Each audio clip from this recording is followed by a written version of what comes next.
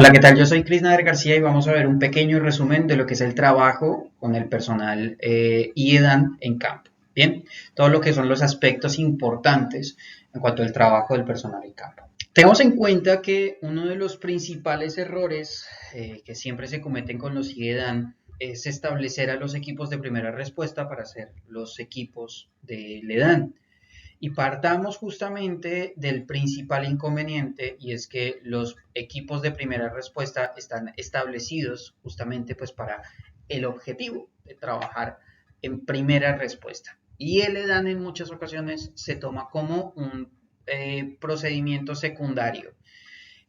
Justamente lo que estamos tratando de desarrollar con EVASA es que este procedimiento ya no sea secundario, sino que sea uno de los procedimientos primarios. Pero al absorber justamente estos equipos de primera intervención, los procedimientos del EDAN, lo más lógico es que va a haber un desfase operacional, o sea, el equipo que está acorde o que está trabajando justamente en esas primeras intervenciones, pues va a tener un trabajo adicional. Y cuando hablamos de un procedimiento en masa o un procedimiento muy grande, va a ser muy complicado que un solo equipo trabaje justamente con lo que es el trabajo en sí operativo que le corresponde, y por otra parte también los procedimientos en. Entonces es súper importante que tengamos en cuenta eso. Vamos a hablar de lo que es la procedencia del personal, de dónde viene justamente el personal EDAN y por qué es importante tener absolutamente todo esto en cuenta. Tenemos en cuenta que la procedencia del personal es importante incorporarlo en el estudio, ya que pues de ello depende justamente como esa línea temporal del trabajo en EDAN, especialmente cuando hablamos de los procedimientos en la fase durante. Bien, no importa en muchas ocasiones cuando estamos trabajando en una fase previa, cuando estamos trabajando en una fase de mitigación, estamos trabajando en una fase de evaluación de riesgos, el hecho de que el personal sea externo o sea foráneo. Bien, en estos casos puede ser inclusive imperativo que el personal también venga especializado de otras partes. Pero en la fase durante es imperativo que el personal no sea foráneo, sino sea local. Tengamos en cuenta también que es importante que todo el personal EDAN se encuentre completamente capacitado en esos aspectos específicos a evaluar. De esto depende absolutamente todo el panorama de la emergencia, o sea, depende de qué tan profunda y qué tan objetiva es la evaluación del personal. Bien, si yo le pido a una persona que va caminando por la calle que realice una evaluación EDAN, lo más lógico es que no voy a tener una evaluación objetiva, salvo que dé justo con una persona de pronto que sea especialista en, o que sea ingeniero, o que sea especialista en la parte de gestión del riesgo o algo así por el estilo, ¿sí? O en emergencias. Salvo por esa circunstancia o por esa razón, va a ser muy complicado que la persona realice una evaluación objetiva. Entonces, justamente es importante que nuestro personal o ese personal que nosotros queramos desarrollar, con el cual queramos desarrollar evaluaciones SEDAN, sea bastante capacitado, bien, sea bien capacitado en los aspectos principales de la edad. Para eso va a ser necesario entonces identificar algunas diferencias. Los beneficios o esos pros que trae el que sea personal local versus partes negativas que trae el ser personal foráneo. Por una parte, el personal local tiene la capacidad de reconocer fácilmente una zona, ¿sí? Especialmente pues porque ha vivido ahí en esa zona, porque sabe los procesos cíclicos, justamente que ahí vemos también uno de los beneficios que tiene el personal local. Por otra parte, reconoce los riesgos y sabe en dónde encontrarlos. Pongamos, por ejemplo, una inundación. Una persona local sabe hasta dónde viene una vereda, en dónde están los principales riesgos, que hay una vereda que es extremadamente alta, por ejemplo, ¿sí? O que hay un hueco en la calle, cosa que una persona externa, una persona foránea, específicamente no va a saber cómo está la situación, pues porque no tiene una visual del piso, claramente. Bien, entonces el personal local comprende justamente cuáles son esos riesgos. Si por ejemplo tenemos un riachuelo muy cercano pasando, pues lo más lógico es que va a haber una cuneta, y en esos casos en los que hay una cuneta, El personal foráneo no sabe de dónde hasta dónde puede estar. El personal local sí, sabe cuáles son los marcajes específicos, ya sea un palo, ya sea una rama, sea la altura de un árbol, en donde puede decir de aquí en adelante empieza la cuneta, por tanto, en esta zona se recomienda que no camine. Bien, eh, comprende mejor el ciclo de la emergencia o del evento que está afectando la situación. Entonces sabe, por ejemplo, en Argentina tenemos la tormenta de Santa Rosa, por ejemplo, la época o la temporada de los tornados, en el pasillo de los tornados, pero en Latinoamérica, mucho más arriba, por ejemplo, hacia Colombia, Venezuela, zona Caribe, pues vamos a comprender, por ejemplo, cuál es la temporada de los huracanes, ¿sí? Cuál es la temporada de lluvias, porque comúnmente cambia bastante lo que es la temporalidad desde Argentina hacia Colombia. Bien, por otra parte, el hecho de que el personal se encuentre local, pues disminuye los costos logísticos, porque no es necesario pensar en un procedimiento de ida, ¿sí? o de traslado, de pernocte y demás costos adicionales que sí puede llegar a tener justamente el personal foráneo. Bien, pero por otra parte, los beneficios que tiene que sea el personal foráneo, pues en principio tiene la capacitación especializada en el tema. Comúnmente cuando yo pido a un especialista, a una persona foránea, que venga de otro lugar, pues es porque lo más seguro es que esta persona va a tener los conocimientos especializados justamente en los temas en los que se requiere o es más necesario para poder desarrollar justamente una evaluación objetiva y clara. Bien, tiene experiencia en el EDAN. Hay muchas ocasiones en las que el personal local no tiene ni siquiera una capacitación básica de lo que es el EDAN, en cambio personal externo sí, o personal foráneo sí la va a tener. Por otra parte, coordina más fácilmente a los equipos. ¿Pero por qué? Pues porque comúnmente cuando yo traigo una persona externa, una persona foránea, una persona especializada en procedimientos SEDAN, comúnmente ya ha realizado, tiene la experiencia, ¿sí? Entonces, por tanto, sabe cómo organizar a los equipos, sabe cómo coordinarlos y sabe cómo trabajar con ellos. Cosa completamente diferente que no sucedería, por ejemplo, en un pueblo chico alejado de las urbes muy grandes o de las grandes ciudades y, por ejemplo, es el capitán o el comandante del cuartel de bomberos quien tiene que realizar un procedimiento de DAN o quien toma la decisión de realizar un procedimiento de DAN. Lo más lógico es que va a cometer muchas situaciones, muchas equivocaciones durante el procedimiento. ¿Sí? Pues porque no sabe cómo coordinar justamente y adicional, pues tiene también su personal propio en cuanto a lo que es el procedimiento de rescates y demás temas se refiere. Bien, y por otra parte, pues tiene los conocimientos técnicos, como ya lo había dicho anteriormente.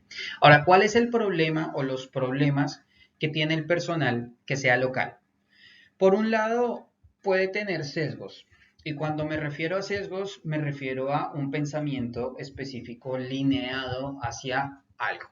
¿Sí? Entonces, ese tipo de sesgos, ya sean sesgos políticos, sean sesgos religiosos, o sean otro tipo de sesgos culturales y demás, lo que van a permitir o lo que van a generar es que estos procedimientos no sean objetivos y no sean claros. Porque todo ese tipo de sesgos políticos, culturales, religiosos, lo que generan es que no exista una neutralidad y una imparcialidad en la evaluación. Por más que no se quiera realizar de esta forma, pero suele pasar en la mayoría de las ocasiones. Facilita y se gestiona para sí mismo. Entonces, por ejemplo, si yo soy uno de los vecinos de una de las zonas y yo estoy coordinando la zona, pero veo que a mi vecina de pronto le hacen falta 2, 3 tejas y estoy en la fase de análisis de necesidades y estoy mirando a ver, entonces pues puede existir la posibilidad de coordinar con mi vecina, darle una cierta cantidad adicional de tejas, ponerlas en las planillas para que uno sean con una llegada prioritaria y dos, haya mayor cantidad de tejas para poder hacer un negocio externo por debajito de cuerda. No estoy diciendo con esto que todas las personas lo hagan, pero en la mayoría de los casos, por desgracia, suele ser. Entonces, por eso se recomienda, inclusive le dan recomienda mucho, el hecho de que sean procedimientos interinstitucionales e interdisciplinarios, porque así yo voy a tener personal de otras organizaciones que quieren representar a su institución, ¿sí? Que quieren representar a su organismo y por tanto van a tratar de hacerlo mejor en cuanto a lo que es la evaluación objetiva se refiere. El problema de estos casos también, de cuando es interinstitucional, es que suele pasar que cada institución tiene una edad diferente o tiene unas planillas diferentes. Entonces, a las planillas diferentes, pues lógico, la objetividad es completamente diferente. Bien, no hay un mismo tipo de planilla, puede que en una hayan ciertas preguntas o ciertas variables que en otras planillas no existan. Entonces, se va a perder primero, por un lado, la objetividad y segundo, pues en el momento en el que se realice un análisis de la evaluación, puede tener unas variables aquí y otras variables aquí y quizás las dos variables no se complementan la una con la otra. Por tanto, va a complicar el procedimiento de análisis de datos, por un lado, y por el otro puede que sea un trabajo literalmente perdido el que estoy obteniendo por parte de una de las dos organizaciones, pues porque el personal de análisis tiene que establecer un equilibrio entre esas partes. Por eso es necesario que también exista un procedimiento jerárquico, ¿sí? Interinstitucional, en donde, por ejemplo, si es bomberos, si es defensa civil, si es protección civil, o sea, es una organización encargada netamente de la gestión integral del riesgo.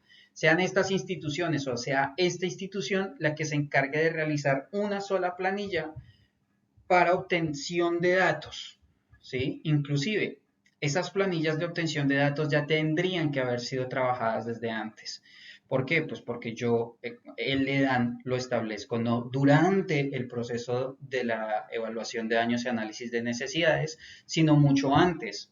De esa forma, por ejemplo, si yo veo un edificio que tiene más de 100 años y que tiene un riesgo de colapso y estoy después de, o voy a estar después de un terremoto y el edificio no se ha caído, sé directamente que voy a tener una situación de posible colapso del edificio, ¿sí? Otra cuestión diferente sería a desarrollar una evaluación EDAN durante el procedimiento en donde no sé cuántos edificios de más de 100 años hay en una población o ni siquiera en mi población. No voy a saber específicamente pues cuáles son esos lugares que yo necesito evaluar o necesito realizar pues justamente una evaluación prioritaria. Salvo de pronto el hospital, salvo de pronto la planta de energía y esos lugares específicos, pero no voy a tener en cuenta como referencia esas principales estructuras que quizás sean icónicas, pero que por el tiempo que tienen puede que tengan un riesgo de colapso o un riesgo superior al de otras arquitecturas. Esto no quiere decir que las principales estructuras que tienen un riesgo de colapso sean las más antiguas. Por alguna razón están de pie. ¿Sí? Entonces, debemos tener en cuenta justamente que la evaluación de daños y el análisis de necesidades se tiene que realizar con tiempo antes. Las planillas previendo absolutamente todos los riesgos intrínsecos y de acuerdo justamente con esos riesgos intrínsecos potenciarlos para así obtener datos más específicos en el momento en el que yo vaya a realizar una evaluación de daños y análisis de necesidades. Bien, puede verse justamente por todo lo anterior comprometida la objetividad de la evaluación.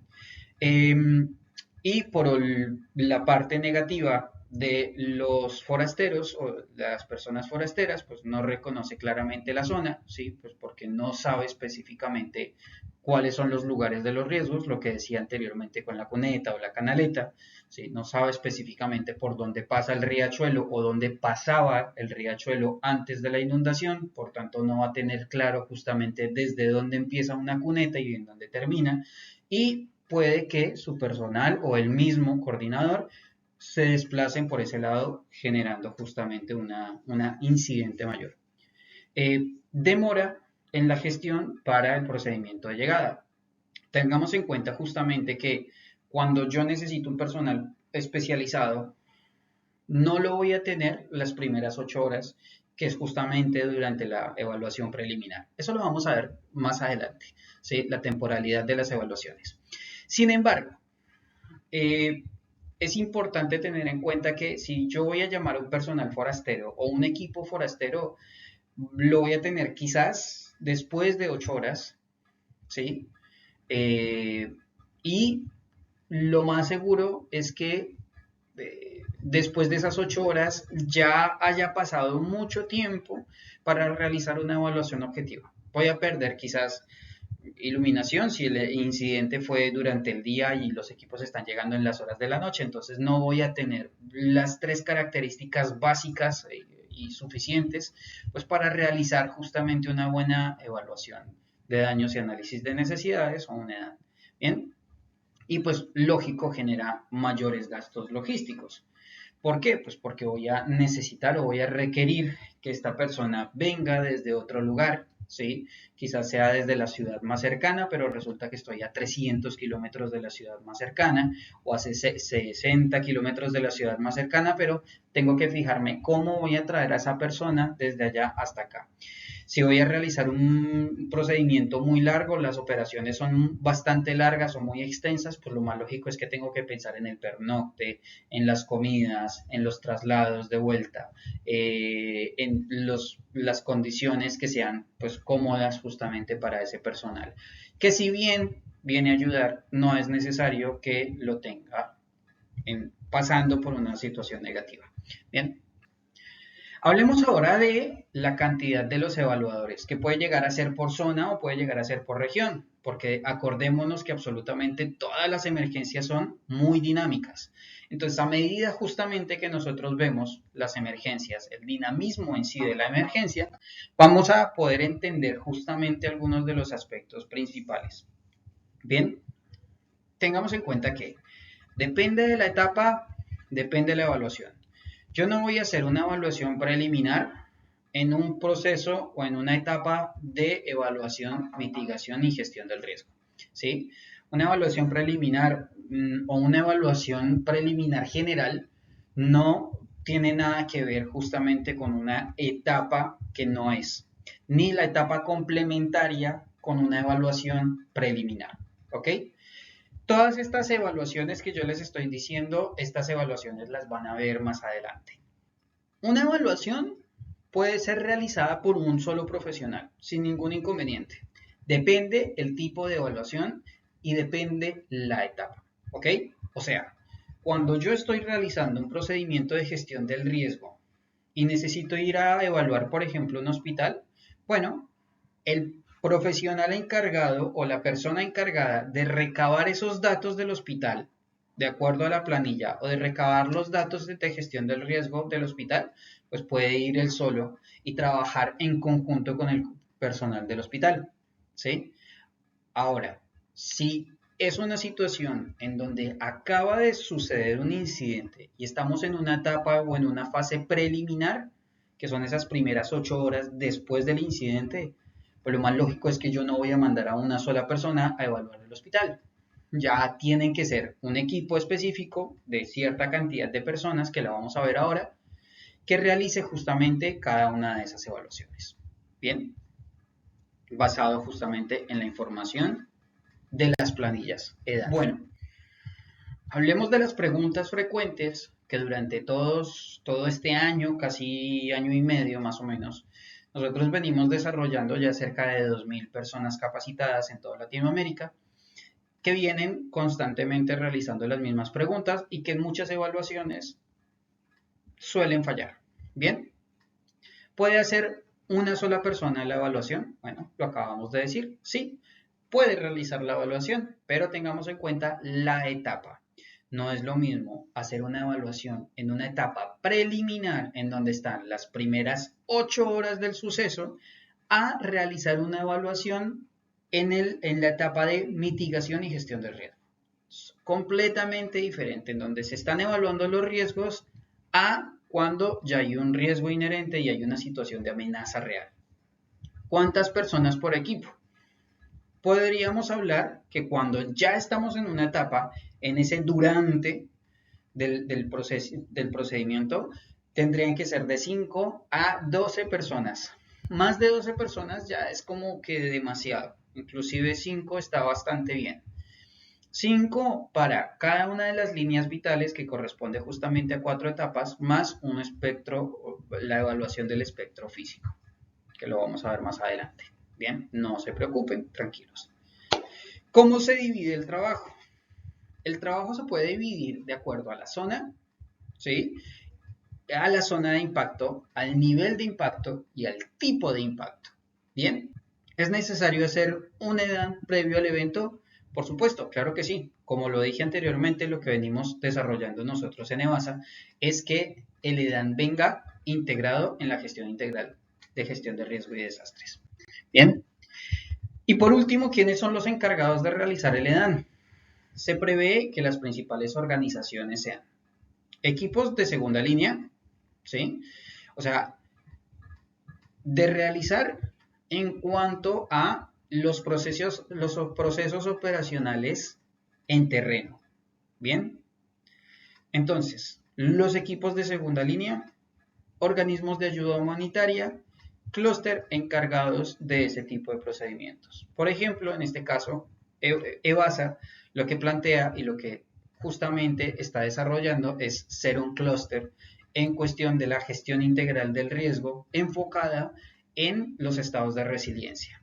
Pero para eso nosotros justamente lo que queremos realizar es los trabajos EDAN y absolutamente todo lo que tenga que ver integrado con los procedimientos, ya sea en terreno, desde una segunda línea. ¿Eso qué quiere decir? Que nosotros no planteamos capacitar bomberos, rescatistas, atención prehospitalaria, personal militar, ni nada de ese tipo de cosas que tengan que estar directamente en una zona roja. Nada que ver con los procedimientos que nosotros vayamos a realizar. Y todas aquellas personas que están interesadas en los procedimientos intrínsecos de la evaluación de daños y análisis de necesidades. ¿Qué quiere decir eso? La comunidad como tal, los vecinos, comunidades religiosas, comunidades universitarias educativas. A estas personas también se les puede capacitar adecuadamente para el momento en cuando hay justamente una situación de desastre o cualquier situación, pues puedan venir y puedan desarrollar también un EDAN. Tengamos en cuenta que estas personas deben ser, primero, bien capacitadas previo al procedimiento en terreno. Segundo, que debe cumplir con todos los procedimientos de seguridad. Adicional a eso, tener sus equipos de seguridad. Y por último, tengamos en cuenta también que la evaluación, que la capacitación debe ser objetiva, clara, neutral e imparcial, así como la evaluación. ¿Ok? Y por último, recuerda que los procedimientos se dan, como siempre, como lo dije anteriormente, deben ser procedimientos interinstitucionales e interdisciplinarios. Un fuerte abrazo para cada uno de ustedes y nos estamos viendo en una próxima oportunidad.